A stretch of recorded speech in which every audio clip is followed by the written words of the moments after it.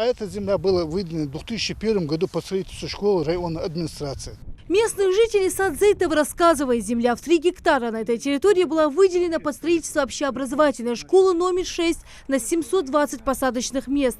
Пока жители ждали строительной работы, земли начали делить, и здесь объявились 36 новых владельцев. Строительство социально значимого объекта необходимо, чтобы разгрузить 6-ю школу Сунжи. Частные лица не только нарушили закон, но и чуть было не оставили школьников без современных условий обучения. Там место, предположим, 221 место, 620 чем-то ребят учатся. 3 смены. Поздно уходит, рано приходит, детям не было никаких условий. Поэтому мы начали с общественным советом добиваться вот этого. А эта земля была выделена в 2001 году по строительству школы районной администрации.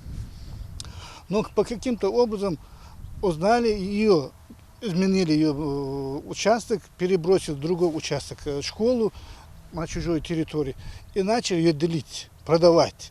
Я категорически им говорю, не продавайте эту землю, все равно мы не оставим. Но они насмехались над нами. Изначально нарушение генплана они изменили незаконно, было. Практически со всеми общались лицом к лицу. Объясняли им, доводили до них. Ажилы, ервей дезели хак дышуан, ербири хак дышуан. Дин уара хаса дышуан. Адл закона хаса дышуан. Бокл юг долдулар шуяны. Садьялых этому одну камел, юг ну там 2-3 человека, которые хотят что-то еще. Они где-то понимают, но дело в том, что им нужна земля. Царек, бокл, конлят, да. С просьбой разобраться в сложившейся ситуации местные жители обратились в администрацию города. Там специалисты выяснили, что в 2018 году действительно генплан был незаконно изменен. Юристы начали работу по восстановлению земельной справедливости. К решению проблемы подключились общественные деятели, старейшины и богословы города. В 2021 году администрация города обратилась в суд. Судебный процесс длился около года. В результате этого судебного процесса нам удалось выиграть и вернуть, соответственно, уже муниципалитету данный земельный участок. Большая часть участвующих в этом процессе жителей из 36 отказались в добровольном порядке, в том числе. То была часть, которая пошла, скажем так, до конца.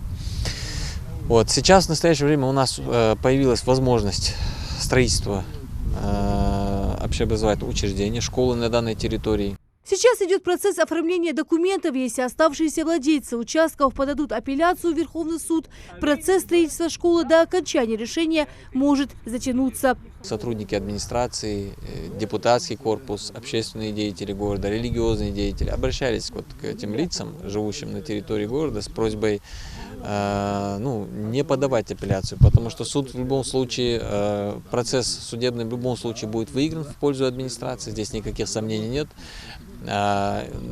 Просто это затянет время. И мы можем, например, не в этом году, а в следующем году или через 2 года, когда нам уже в следующий раз повезет с выделением школы. Данные жители, недобропорядочные жители нашего города, скажем так, понимание в этом вопросе нашли. Хотя мы говорим, это школа на 720 мест, это огромный участок, все жители нашего города, эта земля не уходит в частные руки. Она изначально была продана незаконно, то есть кто-то присвоил себе право муниципальную собственность распродавать и получать на этом выгоду. Все об этом знают.